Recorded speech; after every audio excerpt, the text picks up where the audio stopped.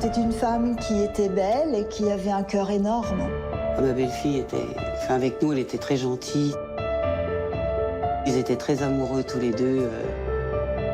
Ce 26 mars 2004, Laurent Barry vient de découvrir le cadavre de sa femme, Valérie Barry. Les gendarmes ne peuvent que constater qu'il y a eu une scène d'une extrême violence. La cause première du décès, c'est un traumatisme crânien. On ne s'attendait pas du tout à avoir une nouvelle comme ça. Vous tombez de 300 étages. Vous savez plus trop quoi faire, quoi penser, quoi dire. La première pensée, c'est qui a fait ça? Qui a pu tuer ma belle-fille? Chercher, elle a eu une aventure, un amant. Manifestement, Madame Barry voulait se séparer. Il y avait des rumeurs de séparation dans le couple. Quelques témoins disaient qu'effectivement, le couple se disputait régulièrement. Pourquoi il a fait ça? Il s'est réveillé un matin, il a dit je vais aller tuer ma femme. Il n'y a pas de preuve scientifique, il n'y a rien, quoi. Il n'y a rien du tout dans le dossier. Non, ça peut pas être lui. Il aime trop ses gamins pour avoir fait une chose comme ça. Il serait parti, oui, mais il n'aurait jamais fait ça. Bienvenue dans ce nouveau numéro de Chronique criminelle. Le 26 mars 2004, Valérie Barry, une jeune mère de famille, est retrouvée morte dans son salon, gisant dans une mare de sang. Un meurtre particulièrement barbare pour cette épouse apparemment épanouie et sans histoire. Mais alors pourquoi a-t-elle été si sauvagement assassinée? Et pourquoi Laurent, son mari, si épris d'elle, devient-il le principal suspect? Aujourd'hui, pour Chronique criminelle, Kevin, le fils de Laurent, ainsi que sa mère reviennent avec émotion sur ce drame qui a détruit leur famille. L'affaire Laurent Barry, l'histoire d'un amour fracassé, racontée par Jacques Pradel. Dijon, dans le département de la Côte d'Or. 14 février 2004, le jour de la Saint-Valentin. Parmi les clients de cette auberge, Valérie et son mari, Laurent, plus amoureux que jamais. Le couple affiche son bonheur pour le plus grand plaisir de Chantal, la mère de Laurent. Ils étaient très amoureux tous les deux. Ma belle-fille avec nous, elle était très gentille. C'était vraiment... Jamais on a eu des mots plus hauts que l'autre. On s'entendait vraiment bien. Cela fait 6 ans que Laurent et Valérie sont mariés. Et ce soir-là, ils s'offrent quelques heures, rien qu'à eux, avant de rentrer à la maison et de retrouver l'agitation de leur famille nombreuse.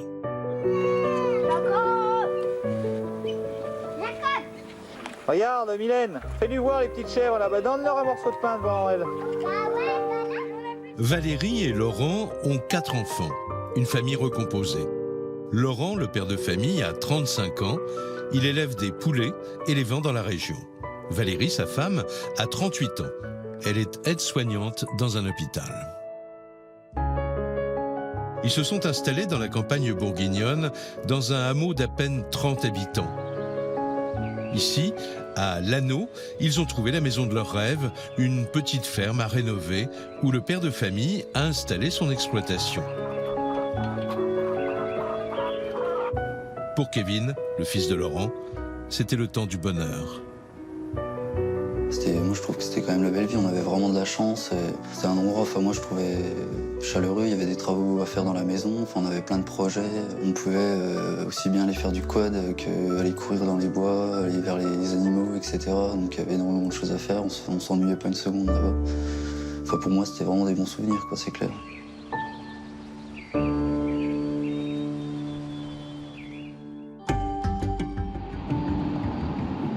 Un mois après ce dîner en amoureux, le 26 mars 2004.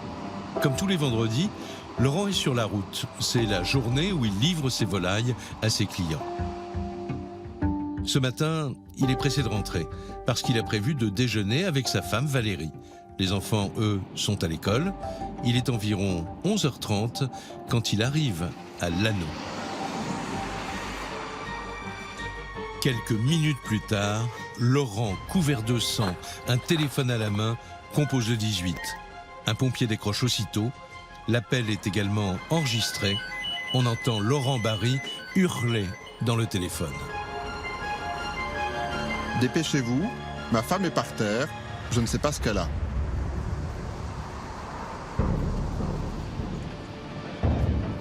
Il parle de ses chiens. Curieusement, il dit « Je ne sais pas où se trouvent mes chiens. Et il est arrivé quelque chose à ma femme. Elle est là, elle est pleine de sang, elle est couverte de sang. Elle a été tuée. » Dépêchez-vous, elle est par terre dans le salon. Il y a du sang partout, il y en a plein partout.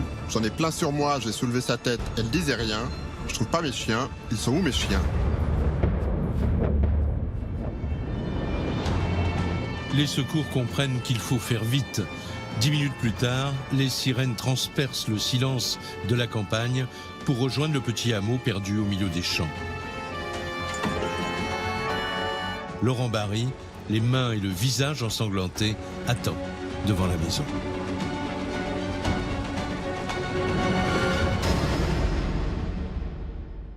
Il pleure beaucoup, il parle, il crie, voilà. Il est très choqué. Ses propos, c'est ma femme est morte, j'ai plus de femme. Visiblement, Laurent Barry est en état de choc. Et à l'intérieur de la ferme, les gendarmes comprennent pourquoi. Ils découvrent à leur tour un spectacle d'horreur. Dans le salon, Valérie Barry gît dans une mare de sang. Il y a des projections de sang un petit peu partout sur les murs. Il y a la victime allongée dans une mare de sang, habillée. Un couteau de cuisine, un grand couteau de cuisine, et à proximité. C'est donc très probablement l'arme du crime qui a été abandonnée sur place par le meurtrier. La jeune mère de famille ne présente plus aucun signe de vie et tout laisse penser qu'elle a été assassinée. Elle a quand même de très nombreuses plaies. Je crois qu'elle doit avoir quelque chose comme 12 plaies. Sa tête a heurté le sol à de nombreuses reprises. La cause première du décès, c'est un traumatisme crânien. Le médecin des pompiers fournit aux enquêteurs une estimation de l'heure de la mort de Valérie Barry.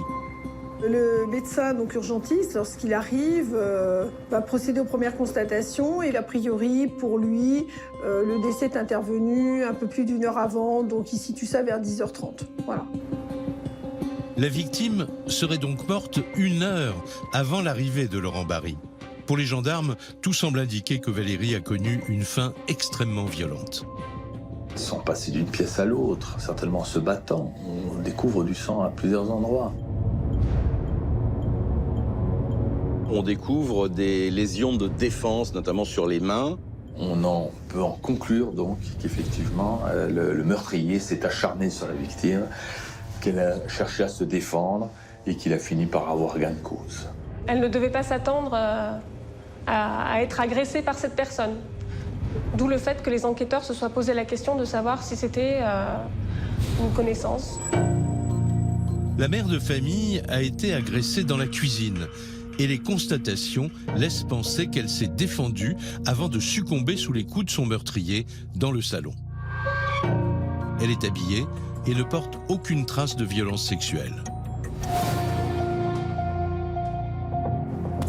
Dans la fermette, les gendarmes remarquent que des affaires sont renversées.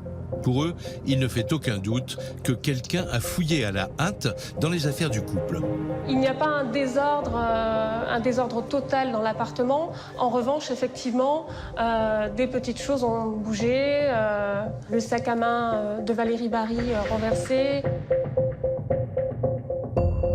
Ils vont constater qu'il y a une commode dont les tiroirs sont retournés, que la boîte à bijoux est retournée, que le tiroir caisse est retourné, enfin voilà. Comme si en fait, comme s'il y avait eu un cambriolage sur les lieux.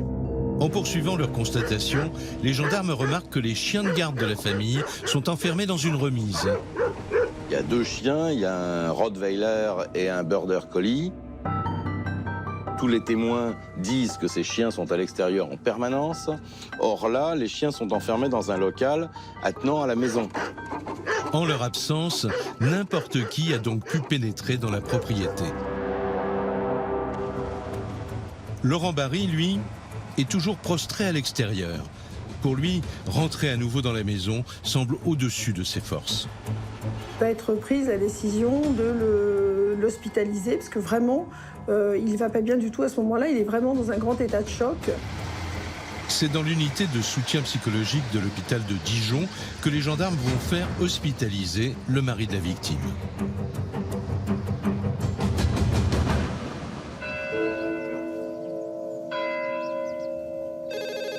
Ce jour-là, à 60 km de Lanneau, Chantal, la mère de Laurent Barry, est bien loin d'imaginer qu'un drame aussi terrible vient de toucher sa famille.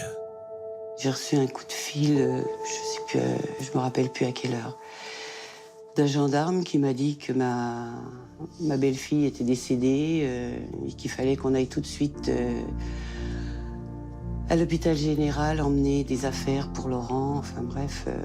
Donc sur le coup, comme elle avait souvent mal à la tête, j'ai pensé que qu'elle avait fait un anévrisme ou quelque chose comme ça.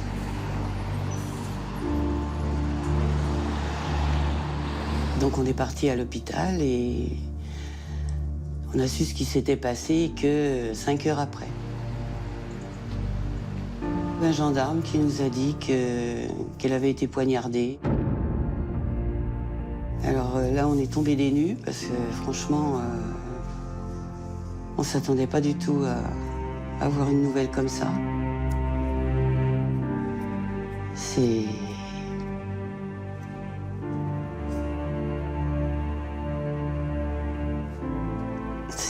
indescriptible d'ailleurs. Kevin, le fils de Laurent Barry, n'avait que 12 ans à l'époque des faits. Mais il n'oubliera jamais ce 26 mars 2004. Vous tombez de 300 étages, quoi. Vous savez plus trop quoi faire, quoi penser, quoi dire. C'est dur à gérer, quoi. Honnêtement, de toute ma vie, j'ai jamais vu mon père. Déjà, je l'avais jamais vu pleurer, quoi. Et jamais aussi abattu, mou, je sais pas comment vous dire, mais vous voyez qu'il avait pris un train en pleine face, quoi. C'était. Il tremblait, il n'était pas... voilà, quoi. La première pensée, c'est qui a fait ça? Qui a pu tuer ma belle-fille? On est perdu. On sait rien, on se pose des questions, des tas de questions. Pourquoi? Comment?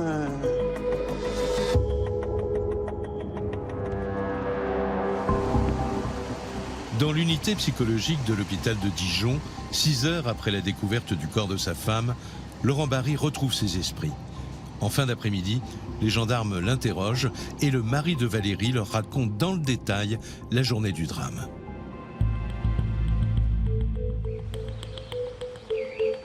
Une journée qui, selon lui, commence comme celle de millions de Français. Le couple se lève vers 7h30, le temps de s'occuper de leur fille de 5 ans avant qu'elle n'aille à l'école. Le vendredi est une journée particulière pour Laurent Barry, car c'est le jour où il effectue ses livraisons à l'un de ses clients restaurateurs de Dijon.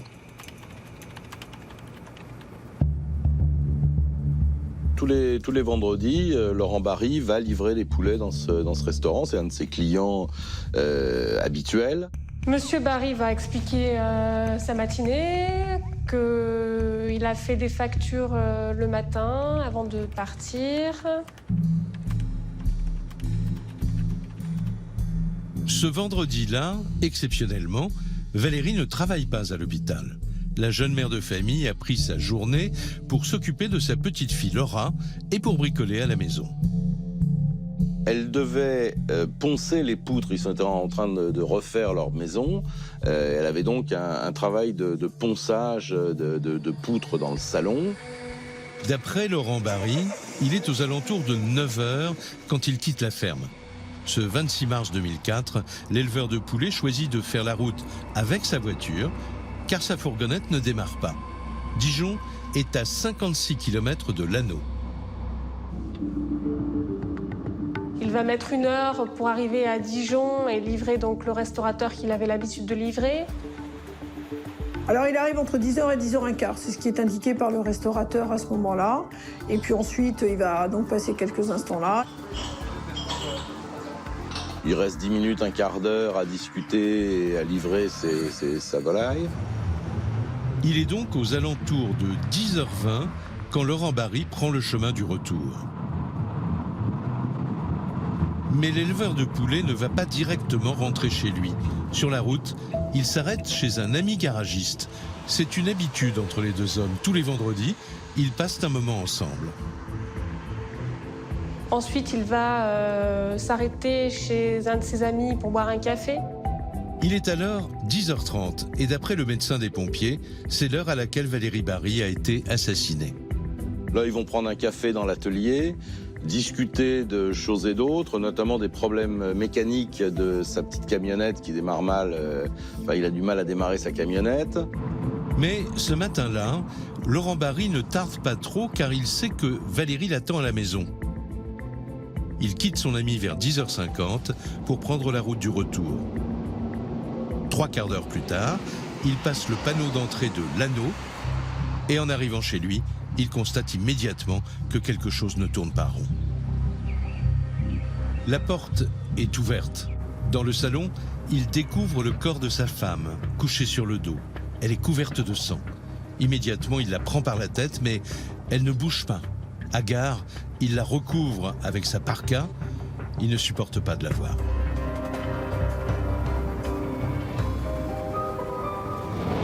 La suite, les gendarmes la connaissent. 5 minutes après la découverte du corps, soit à 11h35, Laurent Barry les appelle complètement affolés. Pour les enquêteurs, l'urgence est de vérifier l'emploi du temps de l'éleveur de poulets afin d'établir s'il peut être lié à la mort de sa femme. Mais ils constatent que Laurent Barry a dit vrai. Monsieur Barry a un alibi, et puis un alibi solide. Il fait sa livraison, donc le restaurateur en atteste. Son ami, effectivement, va confirmer qu'il s'est bien arrêté chez lui pour boire un café. 10h30, ça peut pas être Monsieur Barry, parce que Monsieur Barry est en train de livrer ses poulets pendant ce temps-là. À aucun moment, il n'a donné l'impression à ses amis, à ses connaissances, d'être fébrile, d'être perturbé par quoi que ce soit. C'est un Laurent Barry comme il le voit tous les jours, depuis des années. Par ailleurs, les médecins de l'hôpital examinent Laurent Barry et ils ne relèvent aucune trace de lutte ou de griffure. Les enquêteurs l'écartent de la liste des suspects et se mettent à la recherche d'autres pistes. Et pour mieux comprendre ce qui a pu se passer, ils se penchent sur l'histoire de cette famille et sur son entourage.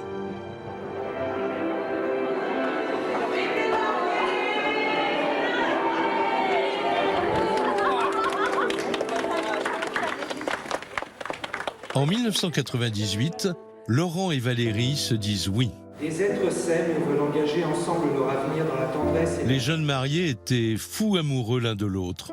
Il est alors brancardier à la clinique de Chenôve. Valérie, elle, y est aide-soignante.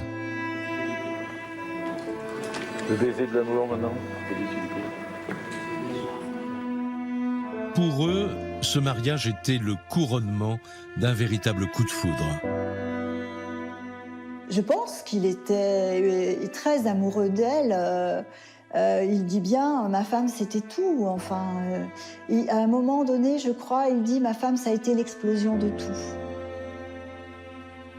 Pour essayer d'approcher sa future épouse, avant d'oser lui dire qu'il est amoureux d'elle, il va lui déposer des fleurs sur son pare-brise. Et donc elle va découvrir que c'était lui. Cet homme aussi amoureux, ça va la toucher. Valérie est divorcée et mère d'un petit garçon. Laurent, lui, vient de se séparer de sa compagne avec laquelle il a eu 2 enfants, Kevin et Mylène. 9 mois après leur mariage, une petite fille va naître de leur union, Laura. Laura, Pépé. Laura, coucou. Hey. Comment il fait le canard? Ok. À l'anneau, les voisins n'entendront plus les rires des enfants de la famille Barry. En cette journée de mars 2004, l'obscurité vient de s'abattre à jamais sur la petite ferme.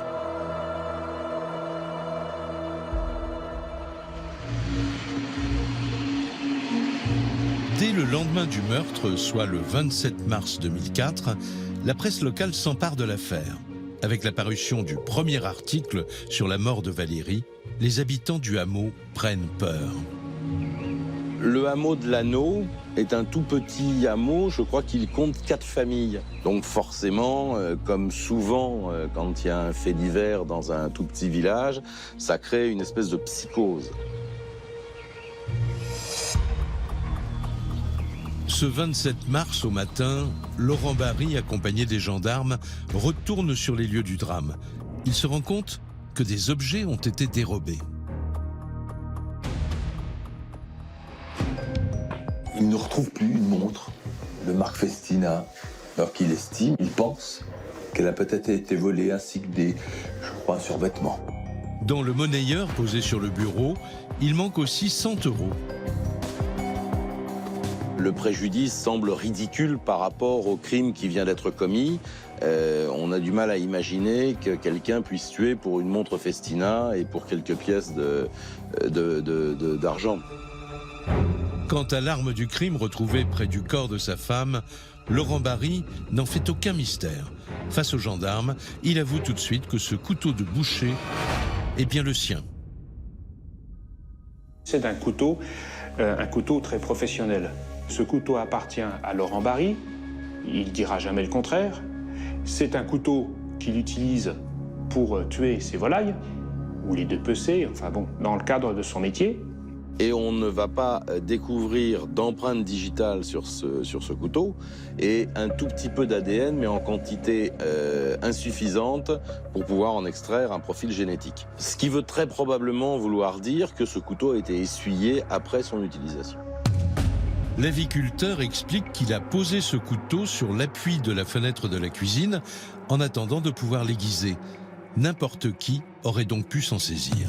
Ce qui laisse à penser que le rôdeur ou le cambrioleur se serait emparé du couteau en progressant vers la porte d'entrée. Il serait rentré avec ce couteau à la main et s'en serait servi donc pour tuer Valérie Barry.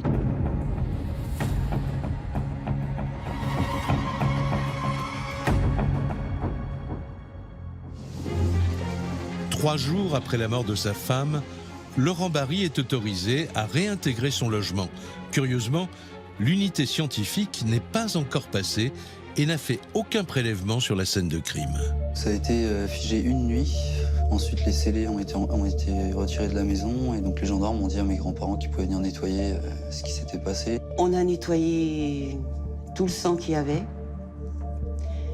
d'une porte à une autre, de la cheminée à la porte, enfin bref, il y avait des gouttes de sang partout, une grosse flaque de sang, on a tout nettoyé à l'eau de Javel avec mon mari.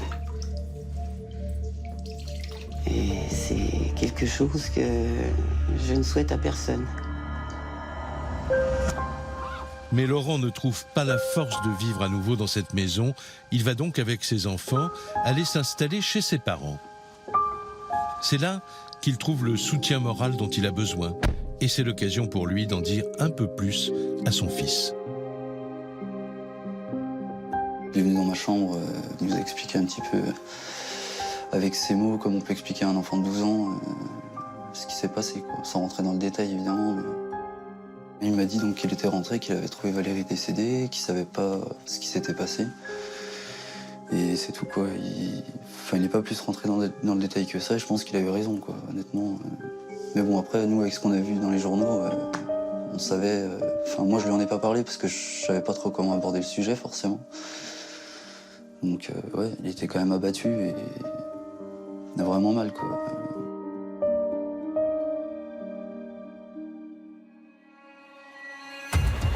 Pour faire avancer leur enquête, les gendarmes se penchent aussi sur la vie privée de Valérie Barry. Elle a eu une aventure, un amant, des relations tumultueuses avec un voisinage, enfin des choses comme ça. Tous les témoignages qu'il recueille s'accordent pour dresser le portrait d'une mère de famille qui n'avait aucun ennemi. C'était une femme qui était belle et qui avait un cœur énorme. Madame Barry avait, semble-t-il, de très bonnes relations dans son milieu professionnel et même en dehors. Alors Valérie Barry est décrite comme une personne très discrète, très réservée. Personne ne lui connaît d'ennemis particuliers. C'était une femme qui était quand même pleine de vie, avec un caractère assez fort quand même. Non, moi honnêtement, je ne connaissais pas d'ennemis, quoi. Pas d'amant, pas d'ennemi. Pourtant, juste avant son décès, Valérie semblait différente. Elle était inquiète. 3 semaines avant les faits, Valérie était bizarre, on l'avait trouvée étrange. On avait été faire une promenade dans les bois, pas très loin de chez nous. Donc Valérie nous avait emmenés, mais on ne pouvait pas s'éloigner, etc. Alors qu'avant, on pouvait aller n'importe où, même si on voulait aller à 5 km de la maison dans les bois, il n'y avait pas de souci. Elle ne nous lâchait pas, quoi. Comme si, en fait, elle se sentait traquée, comme si elle avait peur de quelque chose.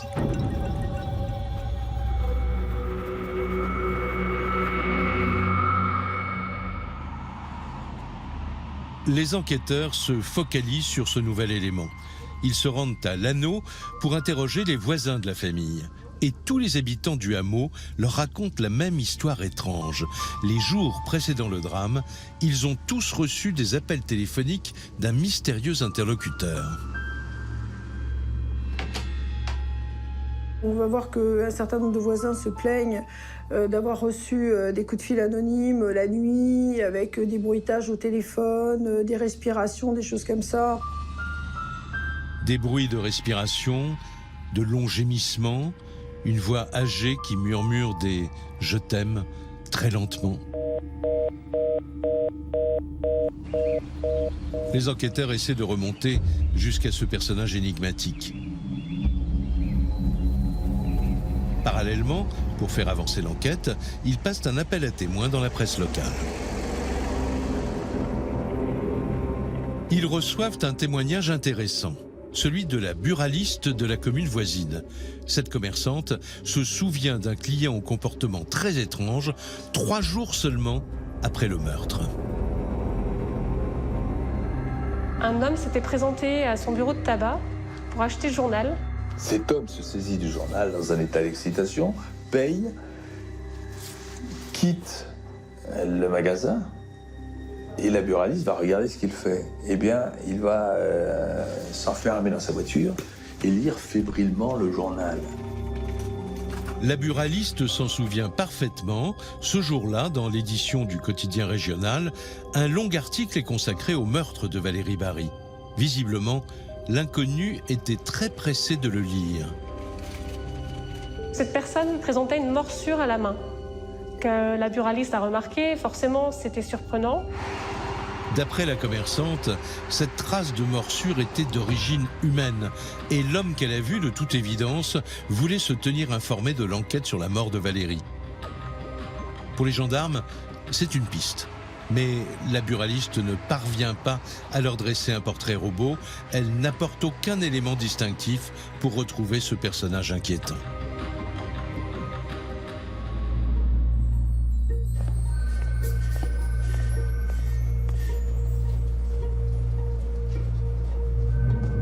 Les jours passent, puis des semaines et des mois, sans qu'aucun élément nouveau puisse mener les gendarmes jusqu'au meurtrier de Valérie. L'enquête est au point mort. Mais un coup de théâtre va la relancer.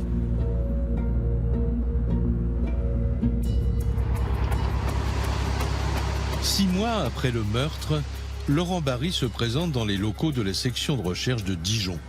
Il a beaucoup réfléchi à ce drame et il a une idée sur qui aurait pu commettre ce crime. Pour lui, il pourrait bien s'agir de son ancien associé.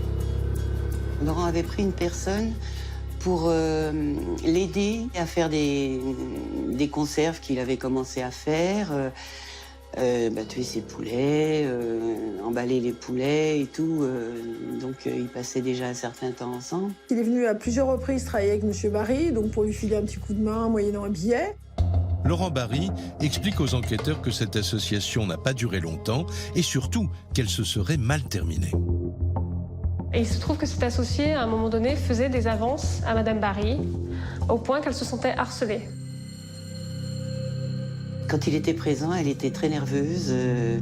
Elle partait dans une autre pièce. Et un jour, Laurent l'invitait à manger quand ils avaient fini. Et elle lui avait demandé pourquoi. Justement, il avait invité à manger, qu'il n'avait rien à faire là. Elle avait peur de lui. C'est enfin une piste sérieuse pour les gendarmes. Non seulement l'ancien associé aurait eu un comportement déplacé à l'encontre de Valérie, mais surtout, son profil pourrait coller avec celui de l'assassin. Cet homme était un habitué de la maison. Il connaissait les chiens. Il pouvait venir quand il le souhaitait. Voilà, il est très à l'aise puisqu'il est venu à de nombreuses reprises. Donc c'est le seul qui finalement était en capacité de gérer les chiens en dehors de Madame Barry. Les enquêteurs retrouvent l'homme en question. Il habite à quelques kilomètres du hameau où s'est joué le drame. Et en l'interrogeant, ils vont aller de surprise en surprise. Dans les locaux de la gendarmerie, l'interrogatoire commence. Les enquêteurs passent à la loupe l'emploi du temps de l'ancien associé de Laurent Barry en ce qui concerne la journée tragique du 26 mars 2004. On va lui demander s'il a un alibi. Il va dire, j'étais avec ma compagne, ma concubine, et puis je me suis levé à telle heure, puis je me suis rendu chez mon père, mais je n'ai pas de témoin, personne ne m'a vu, vous pouvez demander à ma copine. Quand on va demander à sa copine, elle n'aura pas les mêmes heures, elle n'aura pas les mêmes horaires, elle n'aura pas les mêmes éléments, et elle ne confirmera pas en tout point l'alibi de son compagnon. Personne ne peut établir où il se trouvait à ce moment-là. Mais lors de son audition, l'ancien associé va retourner la situation à son avantage. Scandalisé par les accusations de Laurent Barry, il va faire des révélations qui vont bouleverser l'enquête. Car d'après lui, Valérie Barry voulait divorcer. Il va essayer de charger M. Barry en disant que effectivement, les relations dans le couple étaient tendues, qu'il y avait une grosse mésentente, que M. Barry était quelqu'un qui avait un tempérament à pouvoir avoir commis ce meurtre. Face aux gendarmes, l'ancien associé dépeint un portrait de Laurent Barry pour le moins inquiétant. Selon lui, l'éleveur de poulets était obsédé par les armes blanches et par son passé d'ancien militaire. Mais il dit, vous savez, Laurent Barry, c'était quand même quelqu'un de bizarre. C'était un ancien militaire, hein, et un jour, il s'est vanté auprès de moi d'avoir eu à égorger des ennemis. Et il avait mimé le geste en disant, on arrive par derrière, on les prend et crac, on les égorge comme ça. Et ce n'est pas tout. D'après cet homme, l'arme du crime, le couteau de boucher, n'était habituellement pas posé sur l'appui de fenêtre. Il a dit que le couteau qui a servi à commettre l'acte, normalement, il n'est pas dans la maison. Donc s'il est là, c'est très bizarre. Enfin voilà, il fait vraiment tout pour charger Laurent Barry. Les gendarmes vérifient les déclarations de cet ancien associé et ils découvrent que Laurent Barry a bien servi pendant 3 ans dans le corps des parachutistes. Blessé, il a quitté l'armée en 1990. Mais impossible de savoir s'il a eu à exécuter des ennemis. Laurent Barry n'a servi que très peu de temps à l'étranger. C'était à Djibouti. Voilà qui donne un éclairage un petit peu différent de Laurent Barry. Il n'a peut-être pas été très bien inspiré de dénoncer son associé, lui. Hein. Le témoignage de l'ancien associé réoriente les gendarmes vers la piste d'un drame conjugal. Ils découvrent que juste avant le drame, le couple que forment Valérie et Laurent serait au bord du désastre financier. Laurent Barry n'a pas eu de chance. À peine 1 an après le lancement de son exploitation, la canicule de 2003 fait des ravages.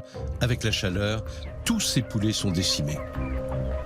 Il y a eu la sécheresse de 2003 qui a contribué, je pense, à le déstabiliser par rapport à ses projets. Les conditions climatiques de vie ont fait que, cela tournait plutôt à l'échec. C'est un coup dur pour Laurent Barry. Son entreprise est au bord de la faillite. Il ne reste plus que le petit salaire d'aide-soignante de Valérie pour subvenir aux besoins du foyer. Et donc, à la veille du meurtre, la semaine qui précède, on dit qu'il a les plus grandes difficultés financières. Son affaire n'est pas très viable, ça ne marche pas. Il n'y a pas que les difficultés économiques qui détruisent le couple. Laurent et Valérie se disputent souvent au sujet de leurs enfants respectifs. Le fils de Valérie Barry était venu vivre avec sa mère au domicile de monsieur. Ça se passait pas très bien entre monsieur Barry et son beau-fils. Alors c'est vrai qu'aux difficultés économiques s'ajoute le fait que c'est une famille recomposée, et qui dit famille recomposée dit rarement simplicité. Valérie m'avait téléphoné en me disant oui, je vais prendre un appartement, on va se séparer. Et je lui ai répondu, j'ai dit Valérie, mets ton fils chez son père. 3 mois avant le meurtre, le couple se déchire. En décembre, Laurent Barry quitte le domicile conjugal pendant une semaine. Il n'hésite pas à dormir dans son camion alors qu'à l'extérieur, la température est glaciale. Son épouse voulait s'engager sur une procédure de divorce et je pense qu'il était en souffrance par rapport à ça. Et puis les disputes étaient sans doute un peu plus fréquentes. Elle est épuisée, Valérie Barry. Le couple est récent et c'est déjà l'empreinte des choses brisées, leur histoire. Il y a plus rien qui tourne, il n'y a plus rien qui fonctionne, il n'y a plus rien qui... C'est des ruines. La famille de Laurent Barry n'est pas du tout du même avis. Pour eux, les difficultés du couple appartenaient au passé, car Laurent et Valérie s'étaient réconciliés quelques mois avant le meurtre. C'est vrai qu'au début, ça n'a pas été tout rose, parce que les enfants, c'est pas toujours évident. Avoir une belle-mère, il faut s'y faire. Et puis, à partir du mois de janvier, tout était redevenu normal. Oui, ils se sont engueulés, ils ont parlé de séparation. Comme dans tous les couples, ils étaient mariés depuis 7 ans, 7-8 ans, donc forcément, on se pose des questions, etc. Enfin, je veux dire, ils avaient quand même des projets, quoi. Ils ont parlé de séparation, je pense, c'était... Enfin voilà, comme quand on se dispute, ouais, ben je m'en vais, et puis débrouille-toi, quoi. Parce que pour la Saint-Valentin, ils ont fait quelque chose, ils ont été au restaurant, à l'hôtel, etc. Donc un couple qui va se séparer, je doute vraiment qu'ils fassent ça. C'est tout, c'est... Pour moi, je sais qu'ils voulaient pas se séparer, quoi, c'est clair. 1 mois avant le meurtre, le jour de la Saint-Valentin, Laurent et Valérie donnent l'image d'un couple qui s'est retrouvé. Mais pour les gendarmes, ce dîner en amoureux n'est pas une preuve suffisante. Pour eux, Laurent Barry devient le suspect numéro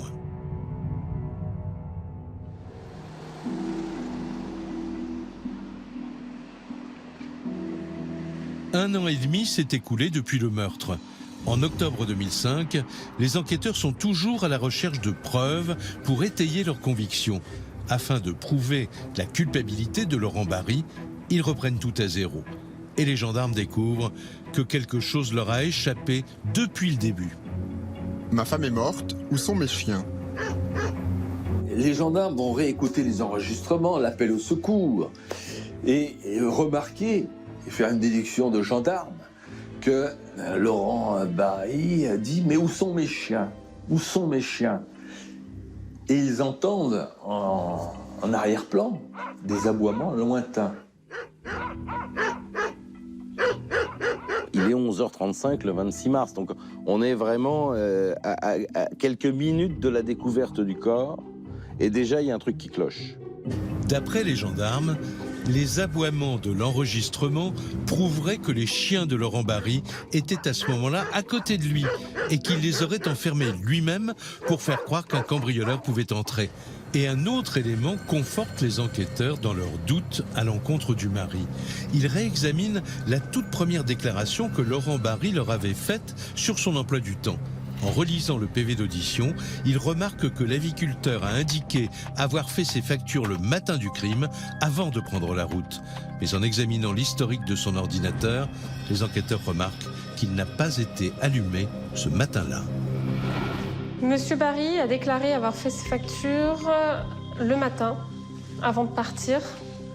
Et il s'avère que les gendarmes vont découvrir que, en fait, ces factures, il les a faites la veille. Donc, encore une fois, on va partir du principe que monsieur Barry ment et que s'il ment, c'est qu'il a des choses à cacher. Pour les gendarmes, il n'y a pas que les fausses déclarations de Laurent Barry qui l'incriminent.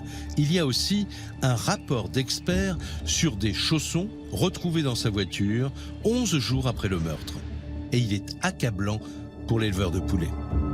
On va donc trouver un petit peu de sang, qui serait le sang de Madame Barry, sous la semelle. Pour eux, ça va conforter la thèse de la culpabilité de Laurent Barry. Ils vont partir du principe qu'il y a du sang sous la semelle de ce chausson parce que c'est lui qui a tué sa femme. Dans les locaux de la section de recherche, les enquêteurs accumulent les éléments à charge contre Laurent Barry. Mais il leur reste un problème, son alibi. Le médecin des pompiers, présent sur les lieux le jour du crime, stipulait que Valérie était morte à 10h30, heure à laquelle son mari était à Dijon. Mais l'autopsie du corps de Valérie va bousculer cette certitude. Le médecin légiste donne un créneau horaire plus large et moins précis que le médecin des pompiers. Selon lui, le décès aurait pu intervenir entre 9h45 et 11h30. Valérie peut donc avoir été tuée plus tôt. Et pour les enquêteurs, cela change tout. Le rapport du médecin légiste va effectivement donner un tournant à l'enquête, dans la mesure où on va ensuite dire que, matériellement parlant, M. Barry pouvait être sur les lieux du crime au moment du meurtre. Le souci, c'est l'heure éventuelle de départ de Laurent Barry. L'éleveur serait-il parti de chez lui entre 9h20 et 9h40 et non 9h, comme il l'avait indiqué aux enquêteurs lors de sa première déposition? Les gendarmes de la section de recherche de Dijon vont refaire le trajet afin de le chronométrer. Et ils vont mettre beaucoup moins de temps que ce qu'avait indiqué Laurent Barry. Le temps de trajet présenté par les gendarmes indiquait 20 minutes de moins que le temps indiqué par M. Barry. Les gendarmes, ils vont considérer que de l'anneau jusqu'au restaurant où va se rendre M. Barry, il faut 39 minutes. 39 minutes au lieu d'1 heure, comme l'indiquait Laurent Barry. Cela ne laisse plus aucun doute aux enquêteurs. Il aurait pu avoir le temps de tuer sa femme avant de prendre la route. Pour les gendarmes, le scénario du meurtre se met en place. Le vendredi 26 mars 2004, dans la matinée, lors d'une dispute qui aurait dégénéré, Laurent Barry aurait tué sa femme. Puis, il aurait pris soin d'essuyer l'arme du crime avant d'aller se nettoyer. Il aurait ensuite mis ses vêtements tachés de sang dans un sac et emporté avec lui ses chaussons. Sur la route, il se serait débarrassé de ses affaires, mais dans la précipitation, il aurait oublié ses pantoufles. Une erreur dans un parcours presque sans faute. C'est en tout cas la conviction des enquêteurs. Les gendarmes de la section de recherche de Dijon ont toutes les pièces du puzzle. Pour eux, il n'y a plus qu'un seul visage sur celui du meurtrier présumé de Valérie, celui de son mari.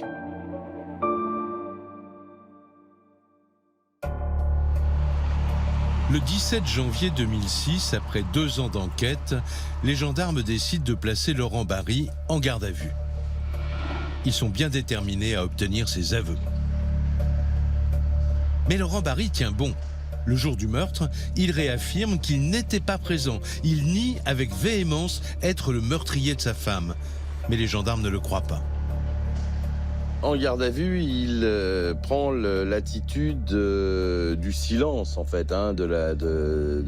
Il nie les faits, il sent que l'étau se resserre, il se dit que c'est les dernières complications avant que soit les choses basculent, soit il soit définitivement innocenté. Parallèlement à la garde à vue, les enquêteurs organisent une ultime perquisition chez les parents du suspect. C'est là qu'il habite depuis 2 ans. En fouillant dans ses affaires, les gendarmes vont retrouver la montre Festina que Laurent Barry avait déclarée volée. Cette découverte va les conforter dans l'idée que le suspect ne leur dit pas toute la vérité. Donc ils vont eux tout de suite se saisir de cela pour dire donc vous avez simulé un faux cambriolage puisque cette montre vous ne l'aviez pas perdue. Et là évidemment c'est un grand moment de solitude parce que Laurent Barry, là je pense qu'il a compris que les choses basculaient dans le mauvais sens pour lui. 2 ans après le meurtre de sa femme et pressé par les questions des gendarmes, Laurent Barry finit par reconnaître qu'il a menti. C'est à la 29e heure de garde à vue que Laurent Barry va consentir, admettre, reconnaître qu'il a fait ce simulacre de cambriolage. Poussé dans ses derniers retranchements, Laurent Barry explique avoir simulé une scène de cambriolage parce qu'il avait eu peur d'être accusé du meurtre de sa femme. Aux gendarmes, il raconte tout. Il a vidé les tiroirs de la commode, il a renversé les affaires et surtout, il a caché sa montre Festina. Il finira par avouer qu'effectivement, il a organisé ce faux cambriolage parce qu'il avait peur finalement d'être suspecté. Et quand on est totalement innocent, ça ne vient pas forcément à l'idée d'essayer de se dédouaner en maquillant un crime. Laurent Barry ne s'arrête pas là. Il va aussi reconnaître du bout des lèvres que c'est lui qui a enfermé les chiens. Les explications par rapport à ses chiens seront confuses. Et quelque part, il voudra expliquer l'inexplicable, ce qui n'aura fait que rajouter au doute qui pèse. Après, il ne savait plus très bien si c'était sa femme qui les avait enfermés parce qu'il la gênait, si c'était elle qui lui avait demandé parce que souvent elle n'aimait pas être dérangée par les chiens qui aboyaient dans la cour, elle ne voulait pas les avoir dans la maison. Enfin, pendant ses dernières heures de garde à vue, Laurent Barry explique s'être disputé avec sa femme ce matin-là. Le matin, avant de partir, Laurent Barry, c'est lui qui l'indique. Il n'y a pas de témoin, donc il n'était pas obligé de le dire. Mais il dit oui, on a une petite dispute le matin, mais ça avait un trait au ponçage des poutres. Pour les gendarmes, le motif de la dispute ne serait pas celui avancé par le mari. D'après eux, ce matin-là, Valérie lui aurait dit une dernière fois qu'elle voulait le quitter. C'était vraiment quelque chose qu'il ne pouvait pas envisager, de se séparer. Il fallait la détruire.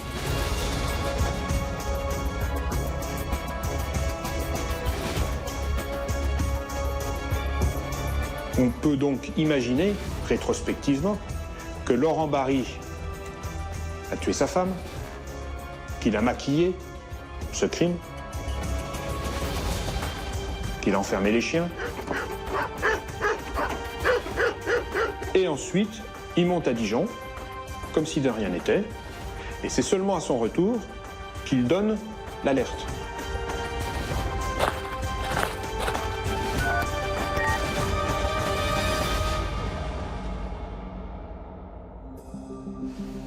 En garde à vue, Laurent Barry niera toujours être le meurtrier de son épouse. Le 17 février 2006, soit presque 2 ans après la mort de sa femme, il est mis en examen pour homicide volontaire et il est écroué à la maison d'arrêt de Dijon.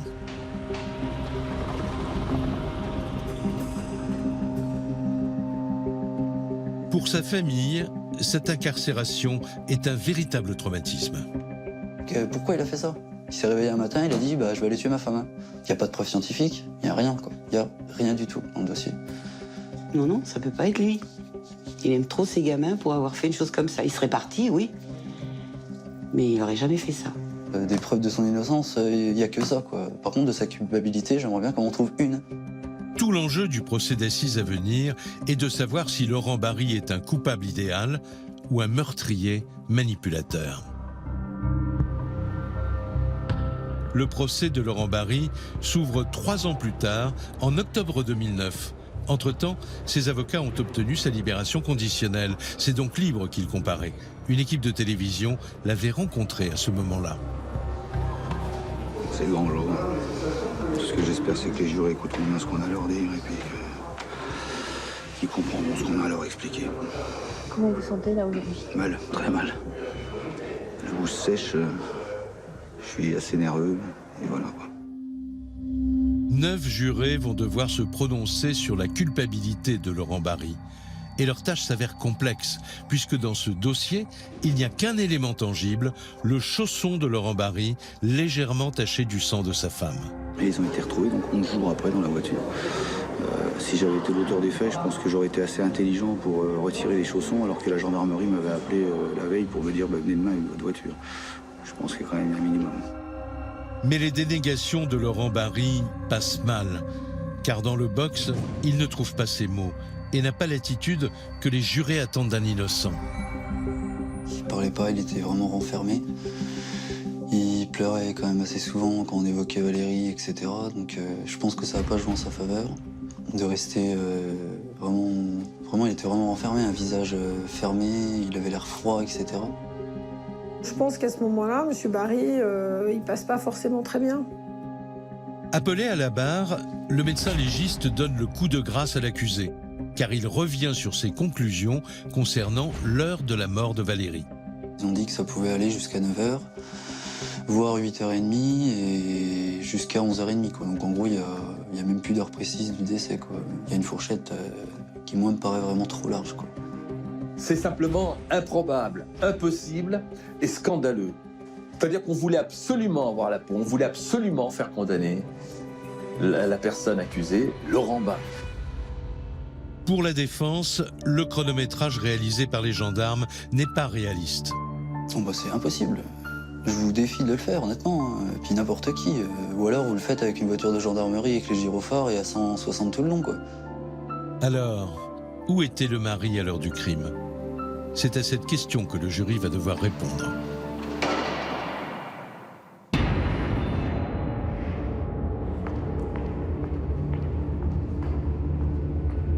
Le 23 octobre 2009, après avoir délibéré pendant plus de 4 heures, la Cour reconnaît Laurent Barry coupable du meurtre de sa femme. Il est condamné à 20 ans de prison. Je me suis dit, mon fils est perdu.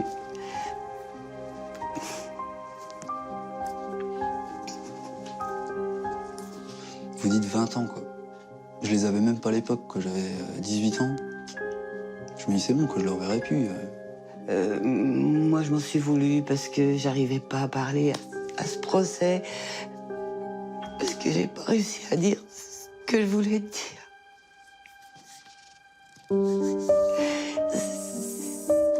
Et je m'en veux toujours. Un an plus tard, la peine de Laurent Barry est confirmée en appel.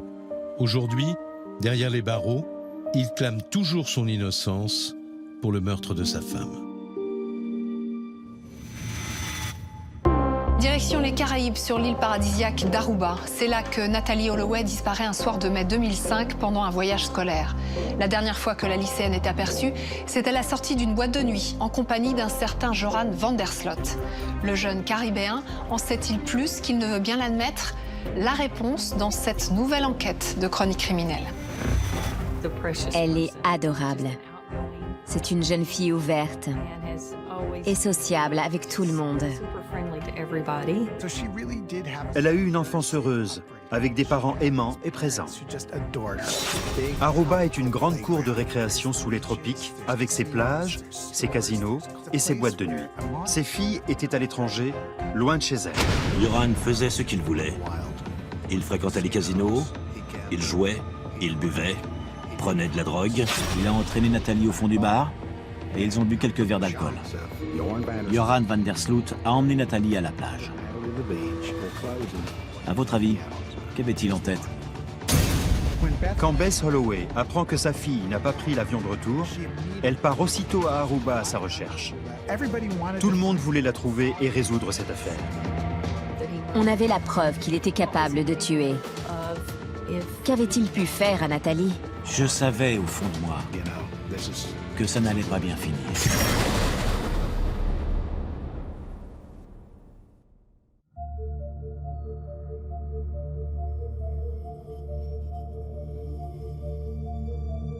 Mountain Brook, en Alabama. Voici Nathalie Holloway, 18 ans.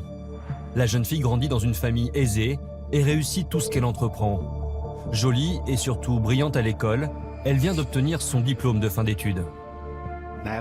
Nathalie était une élève studieuse. Elle cherchait l'excellence à l'école. Elle est adorable. C'est une jeune fille ouverte et sociable avec tout le monde. Elle était très intelligente et avait décroché une bourse pour l'université d'Alabama.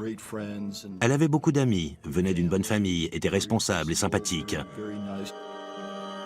Le rêve le plus cher de la jeune fille est de devenir médecin. Et ses parents comptent bien l'aider à réussir dans cette voie. Les parents de Nathalie, Dave et Beth Holloway, sont divorcés, mais ils ont tout fait pour qu'elle n'en souffre pas. Il l'adorait et s'occupait beaucoup d'elle. Elle a eu une enfance heureuse, avec des parents aimants et présents. Avant d'entrer à l'université, Nathalie décide de célébrer la remise de diplôme avec ses camarades lors d'un voyage scolaire organisé à Aruba, une île paradisiaque située dans les Caraïbes où les étudiants américains ont l'habitude d'aller faire la fête. J'ai d'abord refusé tout net. Ça coûtait 988 $ ou quelque chose comme ça. J'allais pas payer autant pour un voyage à Aruba. C'était trop. Et puis j'ai fini par céder. Je voulais te donner ça. Papa, c'est... Je veux que tu saches que je suis fier de toi. Merci. Tu sais que j'étais pas chaud pour que tu partes à Aruba parce que je suis un peu vieux jeu. Pour ma remise de diplôme, on est juste allé au resto. Je serai prudente, promis. Je l'ai embrassé, félicité et je suis rentré. Je te laisse avec tes amis. D'accord. Et c'est la dernière fois que je l'ai vue. Bess, la mère de Nathalie, la met aussi en garde. Aruba est une île néerlandaise connue pour être un endroit où tous les excès sont permis. À Aruba, on a le droit de boire à 18 ans. Promets-moi de faire attention dans les bars. Papa m'a déjà prévenu. Tant mieux. Quand? À la remise des diplômes. Écoute, Nathalie. J'ai entendu parler d'un produit que des hommes mettent dans les boissons des filles. Je serai avec mes amis. On fera attention les unes aux autres.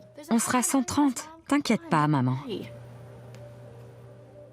Bess est une femme formidable, douce, aimable, sociable, très intelligente, très fine et très tenace. Le matin du départ, le 26 mai 2005, vers 4 heures, Bess Holloway dépose sa fille Nathalie chez une amie. Elles iront ensemble à l'aéroport. Ce n'est pas la première fois que le lycée organise un voyage de fin d'année à Aruba, alors Bess essaie de se raisonner et de ne penser qu'à la joie de sa fille. Salut. C'est la dernière fois qu'elle verra Nathalie.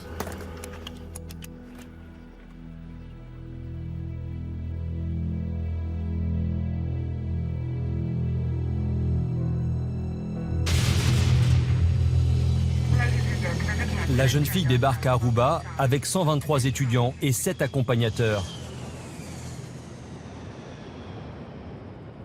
Ils vont résider à l'hôtel. Pendant ce séjour, il n'y aura ni couvre-feu, ni surveillance accrue de la part des animateurs. Aruba est une grande cour de récréation sous les tropiques, avec ses plages, ses casinos, ses boutiques et ses boîtes de nuit. Les Américains s'y sentent bien. Tout le monde parle anglais et les commerces acceptent les dollars. C'est une île de cartes postales, où l'on est bien, à l'abri du crime et des soucis. Mais chaque médaille a un revers. Et ce ne sont pas les problèmes qui manquent sur l'île. Nathalie passe les 3 premiers jours sur l'île à bronzer, danser et surtout à boire de l'alcool, ce qui n'est pas dans ses habitudes. Cette photo a été prise à Aruba le 29 mai 2005, le dernier jour du voyage. Le même soir, Nathalie et ses amis font un crochet par le casino de leur hôtel. Ça va? Pas trop, je perds. Ils font la connaissance de Joran van der Sloot, 17 ans. Salut, Hey. je m'appelle Joran. Yo. Joran, je suis néerlandais. Oh, moi c'est Nathalie. Nathalie, américaine? Oui, c'est notre voyage de fin d'année. Je suis aussi un étudiant en vacances. C'est le premier mensonge du jeune homme. En réalité, Joran habite à Aruba et n'est pas du tout un touriste. Les garçons de l'île avaient leurs entrées dans les hôtels et se faisaient passer pour des clients. Ça mettait tout le monde en confiance. On les prenait pour des étudiants étrangers qui séjournaient dans tel ou tel hôtel de l'île. Venez à notre table si vous voulez. Venez. En fait, on va tous au Carlos and Charlie's. Venez avec nous. Pour faire la fête une dernière fois avant leur départ, Nathalie et ses amis ont en effet prévu de passer la soirée dans un club local. Joran van der Sloot ne se fait pas prier et rejoint les filles avec 2 copains, les frères Kalpoe, Deepak et Satish. Les frères Kalpoe n'étaient pas des mauvais garçons. Mais Joran van der Sloot les intriguait, parce qu'il faisait absolument tout ce qu'il voulait. Il s'était forgé une image de fêtard. Il allait en discothèque, il buvait et emballait les filles. Quand Joran arrive au club, il est déjà très tard. Salut! Oh, t'es venu? Ouais, Ça va bientôt fermer. je sais. Je peux t'offrir un verre? Bien sûr. Joran van der Sloot est arrivé à 20 ou 25 minutes de la fermeture. À votre avis, qu'avait-il en tête? Il a entraîné Nathalie au fond du bar et ils ont bu quelques verres d'alcool. Que vous dire d'autre? Le père de Nathalie pense que Joran a fait boire sa fille dans un but bien précis. À ma nouvelle amie américaine.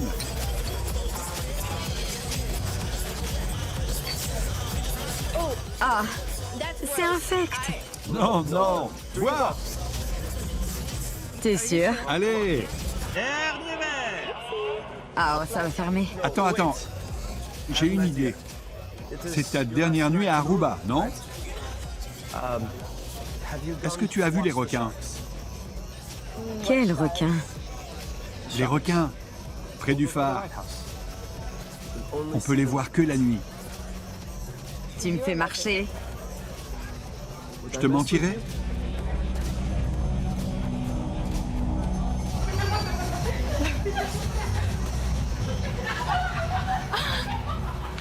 C'est un taxi? Devant la boîte de nuit, les amis de Nathalie l'aperçoivent en train de monter dans une voiture avec Joran. Où sont-ils allés? Elles n'en savent rien. Vive Aruba! Où tu vas? Allô? Oui, c'est Bess Holloway.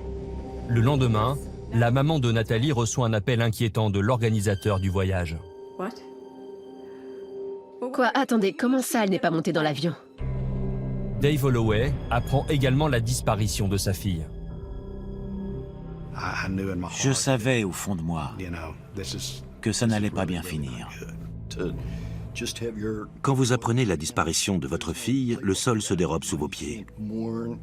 Vous ne pouvez pas faire votre deuil, votre imagination s'emballe. Vous ne savez pas ce qui est arrivé à votre enfant. Quand Bess Holloway apprend que sa fille n'a pas pris l'avion de retour, elle part aussitôt à Aruba à sa recherche. Bess Holloway saute dans le premier avion et arrive à Aruba seulement 12 heures après l'annonce de la disparition. Elle rejoint immédiatement les enquêteurs et demande à visionner les images de télésurveillance du casino de l'hôtel où Nathalie se trouvait la veille. La voilà, c'est ma fille. Qui est-ce? Il s'appelle Joran van der Sloot. C'est un de nos habitués. Je veux lui parler. Je suis allé à Aruba et j'ai questionné les gens des casinos sur Joran van der Sloot. Tout le monde le connaissait.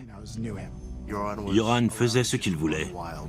Il fréquentait les casinos, il jouait, il buvait, prenait de la drogue, etc.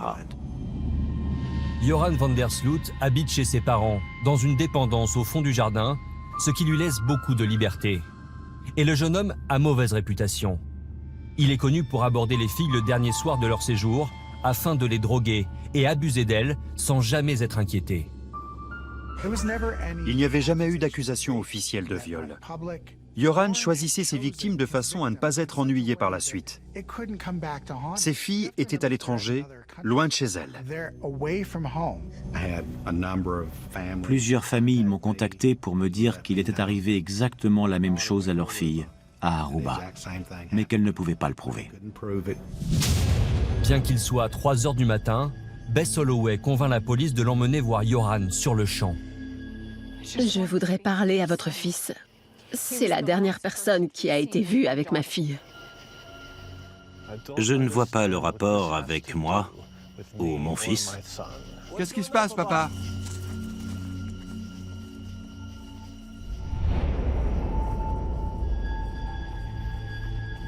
Je m'appelle Bess Holloway. Ma fille a disparu. Et vous êtes la dernière personne que l'on a vue avec elle dans cette voiture. C'est la fille avec qui j'ai pris des verres au bar. Où est-elle? Je ne sais pas. On l'a déposée à son hôtel. Vous l'avez déposée? Yoran, ne dis plus rien. Quoi? Mais qu'est-ce qui se passe? Je suis avocat. Mon fils n'est pas obligé de vous répondre. Qu'est-ce que vous voulez savoir? On s'est rencontrés au casino, on a pris un verre au bar, on a flirté un peu à l'arrière de la voiture alors que mes amis Satish et Deepak étaient à l'avant, et on l'a déposée. Je veux un mandat de perquisition pour fouiller cette voiture et cette maison. Pas question. Faites quelque chose. Aidez-moi, s'il vous plaît. Désolé, je ne suis pas habilité à le faire.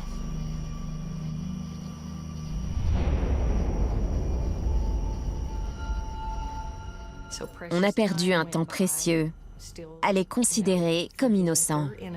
Du moins, ils l'étaient aux yeux de la police. Pourtant, Yoran et ses deux amis ont un comportement très suspect.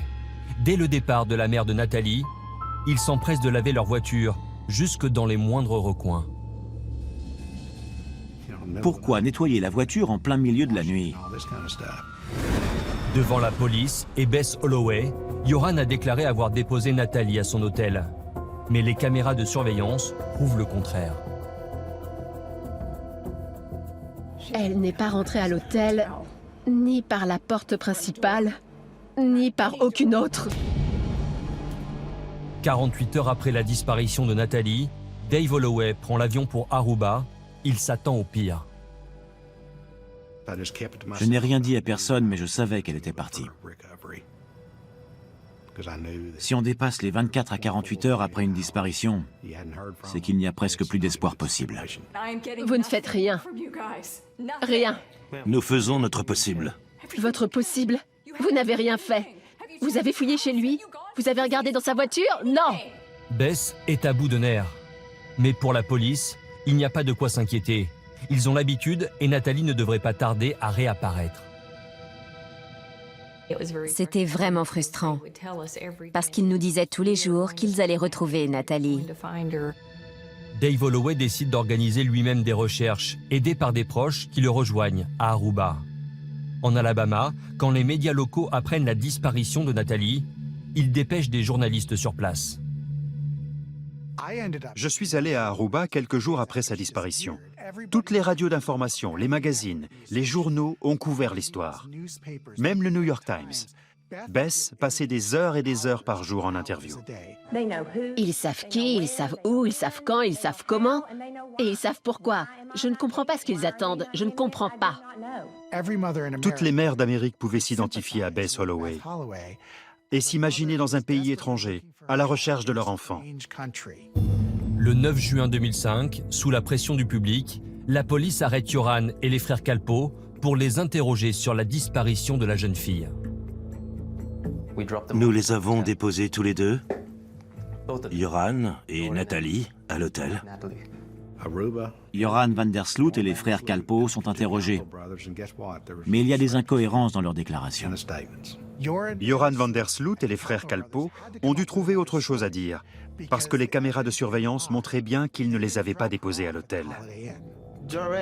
Yoran m'a appelé vers 3 heures du matin et m'a dit que Nathalie s'était endormie sur la plage. Il l'a laissée là. Comme Yoran ne pouvait plus dire qu'il l'avait déposée à l'hôtel, il a dû inventer une autre histoire.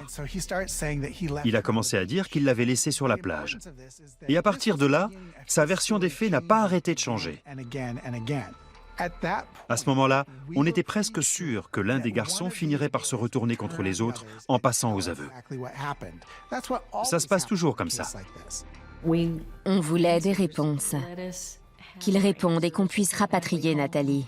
Tout le monde pensait qu'il finirait par craquer, qu'il dirait la vérité. La famille pourrait faire son deuil et saurait ce qui s'était passé. Mais il n'a rien voulu dire.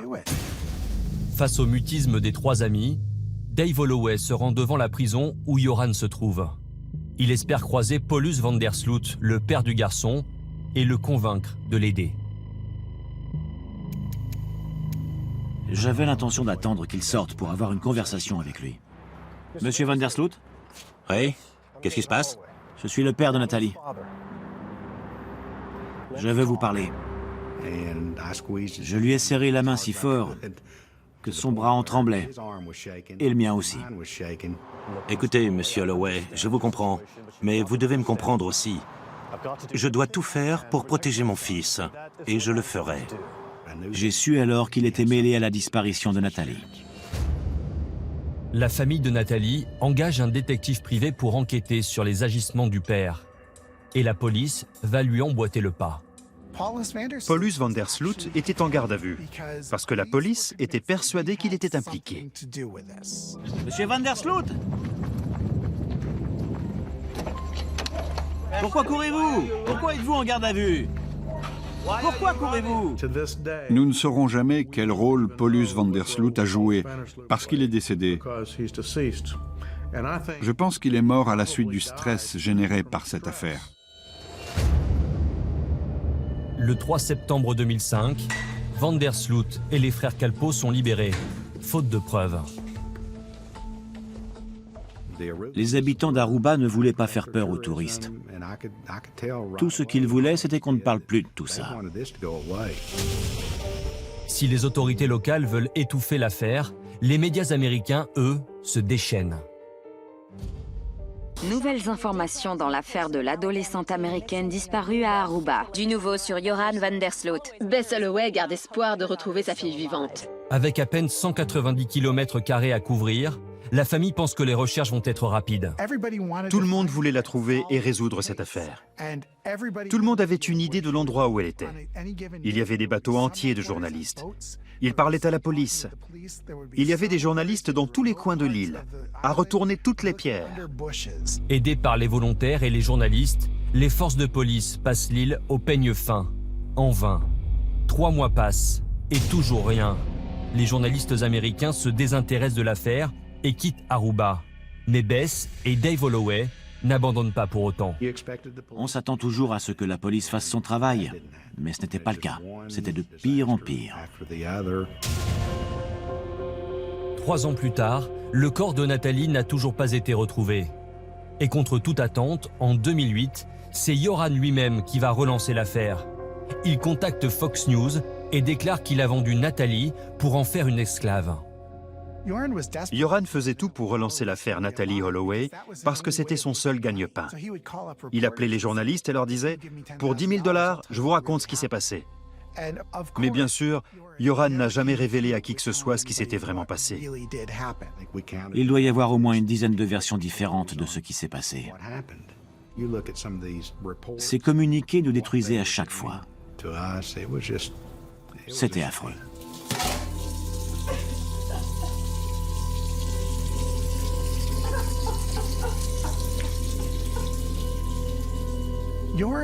Joran exploitait le malheur des autres. Tant qu'il en tirait un profit, tant qu'il obtenait ce qu'il voulait, il se fichait de leur faire du mal. Car après la mort de son père, décédé subitement d'une crise cardiaque, Joran se retrouve sans argent, ayant dilapidé tout son héritage au casino. Le jeu, l'argent, il ne vivait que pour ça. C'est tout ce qu'il aimait faire. À 22 ans, Joran est ruiné et sans ressources.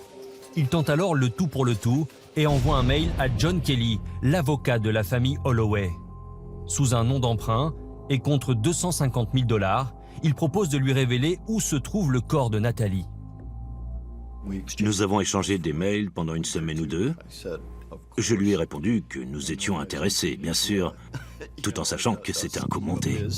C'est donc John Kelly, l'avocat de la famille, qui répond à cet odieux chantage.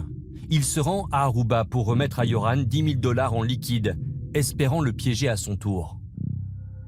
Je crois qu'il avait désespérément besoin d'argent.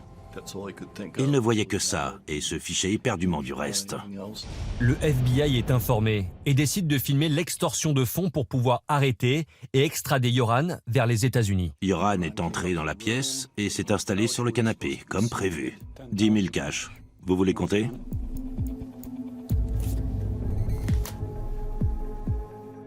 Et les 15 000 autres ? On vous les transférera.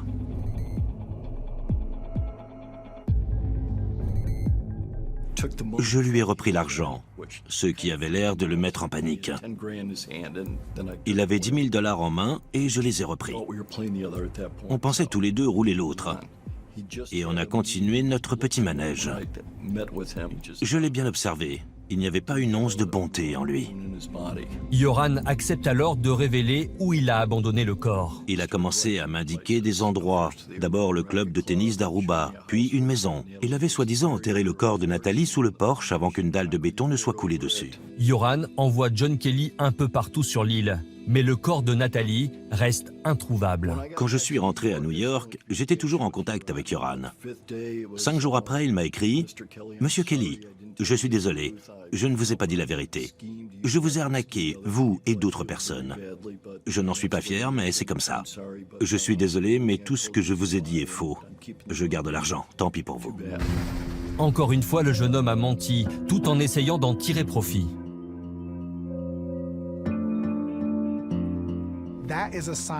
On a là un sociopathe. Qu'il puisse dire à Bess « Donnez-moi de l'argent et je vous dirai ce qui s'est passé », montre à quel point il est dépravé. Il fallait donc s'attendre à ce qu'il récidive. Mais John Kelly pense que la police a assez d'éléments pour arrêter Yoran. Tout avait été enregistré. On pouvait l'arrêter pour fraude et extorsion dans la juridiction de l'Alabama. C'était le scénario parfait. Notre plan avait été exécuté d'une main de maître. Mais quand j'ai demandé où cela en était avec le FBI, rien ne s'était fait. Les agents du FBI tardent à réagir et Yoran en profite pour leur faire faux bond. Il saute dans un avion, direction le Pérou. Là-bas, il se remet à jouer et perd tout l'argent extorqué au Holloway. C'est alors qu'il fait la connaissance de Stephanie Flores, une étudiante de 21 ans qui vient d'une famille aisée. La jeune femme est une excellente joueuse de poker. Ils se rencontrent au casino aux abords de Miraflores, à Lima, au Pérou. Elle est sportive et étudiante en commerce. Peut-être que tu me porteras chance. J'en ai besoin. Stéphanie a dû voir Yoran comme un touriste parfaitement inoffensif. Tapis. Mais il dilapide ses $25 000 sans ciller. C'est le jeu. Et voilà Stéphanie avec de l'argent frais. Tentons notre chance ailleurs. OK ? Ok. Les caméras de surveillance montrent que Stéphanie encaisse ses jetons à 5 h du matin et quitte le casino avec Yoran. On les voit entrer dans la chambre d'hôtel du jeune homme. Ce sont les dernières images de Stéphanie, vivante. Il a dû l'attirer dans sa chambre pour lui emprunter de l'argent ou pour la voler. Allez savoir. Mais la version de Yoran n'a rien à voir. Il dit qu'ils sont allés dans sa chambre pour jouer en ligne. Selon lui, elle aurait commencé à regarder sa page Facebook. Et en parcourant les réseaux sociaux, elle a compris qui il était. Vandersloot? Tu t'appelles Vandersloot? Et alors? Tu es Yoran Vandersloot? Celui qui a tué Nathalie Holloway. Où tu vas? Je reste pas ici. Tu n'iras nulle part. Parce qu'il a peur qu'elle le dénonce à la police, Yoran l'empêche de partir et ne recule devant rien. Elle se débat. Il se met à la frapper de toutes ses forces. Stéphanie a la nuque brisée. Elle est probablement paralysée, mais encore vivante quand il la traîne au sol. Il prend une douche alors qu'elle est écroulée au sol, paralysée et respirant à peine. Il veut prendre la fuite, mais réalise qu'elle est encore vivante. Il prend la chemise qu'on le voit porter sur les images de vidéosurveillance et il l'étouffe avec. Quand elle meurt enfin, il prend la chemise avec laquelle il vient de l'étouffer et qui est couverte de sang et l'habille avec. Pour parfaire son crime, Yoran donne au corps de Stéphanie une pose suggestive. Elle est morte, elle ne pourra pas parler. Alors il s'en va.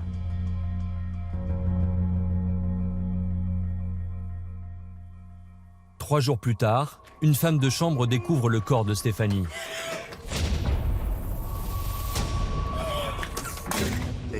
Ils disent à la famille qu'ils sont presque sûrs que c'est Stéphanie. Mais un proche doit venir à la chambre 309 identifier le corps. Monsieur Flores, pouvez-vous identifier ce corps? Est-ce votre sœur? Je vous suis. Et dans la chambre 309, Ricardo voit le corps sans vie de sa sœur, par terre, couvert de sang et d'ecchymose. C'était un moment atroce. Je ne souhaite à personne de vivre ça.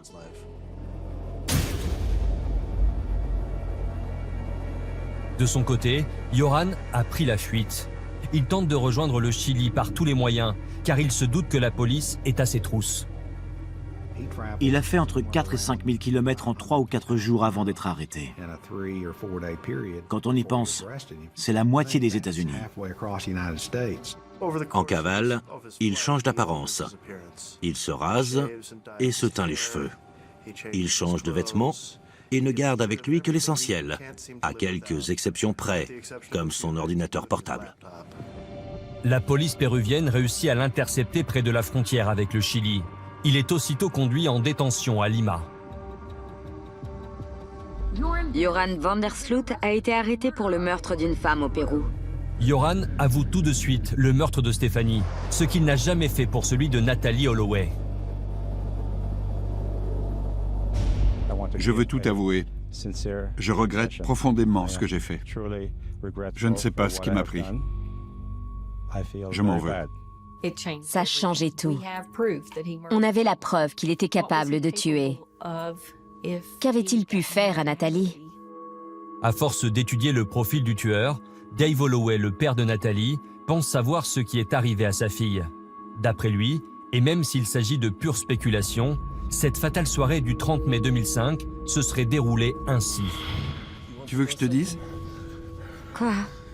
J'adore les blondes. Je vais vomir. Arrête-toi, arrête-toi.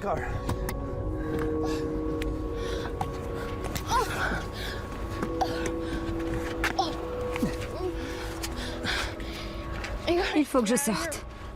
Vous pouvez y aller.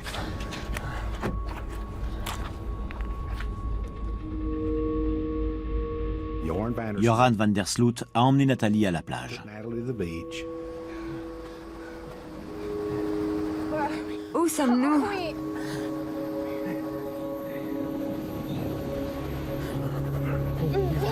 Non, non. Écoute. T'es ivre. Je vais m'occuper de toi. Laisse-toi faire. Arrête!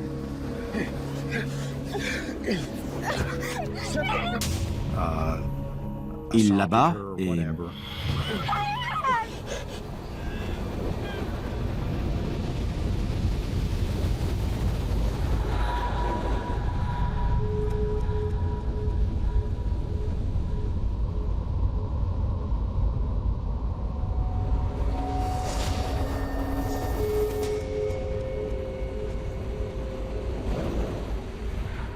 Il finit par la laisser dans les buissons, peut-être.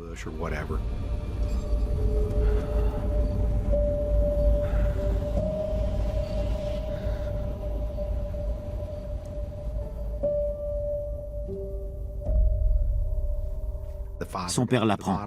Papa, il faut que tu m'aides. Il a dû s'arranger pour la mettre dans un bateau et la jeter au large. Paulus van der Sloot a payé pour faire disparaître en mer le corps de Nathalie. Si le corps a été jeté en mer, quelqu'un a bien dû se charger de le jeter à l'eau.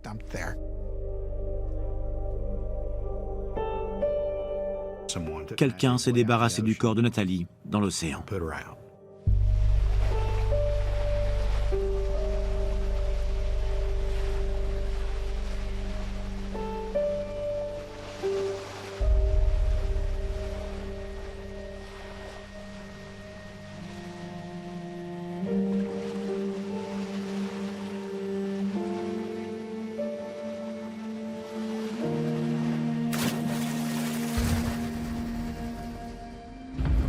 En 2012, Joran van der Sloot plaide coupable pour le meurtre de Stéphanie Flores.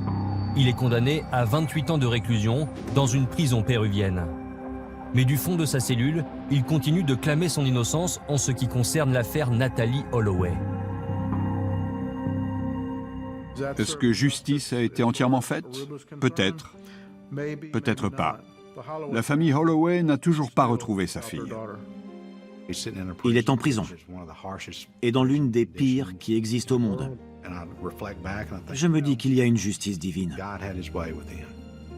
Pour un enfant de milieu aisé, ayant grandi dans les îles, les conditions de détention sont insupportables. Va-t-il survivre seulement 10 ans? Allez savoir, il est plein de ressources, il va tenir. J'espère qu'il souffre, et qu'il continuera de souffrir. Il le mérite. Il purge une peine de 28 ans de prison, mais pourrait être libéré pour bonne conduite dans 14 ans. Quand Yoran sortira de prison en 2038, il aura 51 ans. Il sera alors extradé vers les États-Unis, où il devra faire face à des accusations d'extorsion. Aujourd'hui, plus de 10 ans après la disparition de Nathalie, sa famille continue de recevoir des centaines d'informations de personnes disant savoir ce qui est arrivé à Aruba ce soir-là. Si un jour nous retrouvons Nathalie, cela voudra dire qu'une de ces personnes aura dit la vérité. Je suis prêt à suivre et à vérifier toutes les pistes possibles. À ce jour, au grand désespoir de la famille Holloway, aucune des pistes n'a encore jamais abouti. Et Joran van der Sloot, le suspect numéro 1, n'a jamais donné de version crédible. Il n'y a pas de corps. Je ne crois pas qu'ils connaîtront un jour les circonstances de sa mort. On ne peut pas se fier à ce qu'il dit. Il a trop souvent changé de version des faits. En 2012, un juge d'Alabama a déclaré Nathalie Holloway officiellement décédée. Sa famille continue toujours activement les recherches, en espérant un jour retrouver le corps de Nathalie. On ne peut pas abandonner. Beaucoup de gens nous disent de tourner la page, mais c'est impossible. Ça fait 10 ans et je suis toujours à sa recherche. Quand on a un membre de sa famille perdu dans un pays étranger, on fait tout pour le ramener à la maison.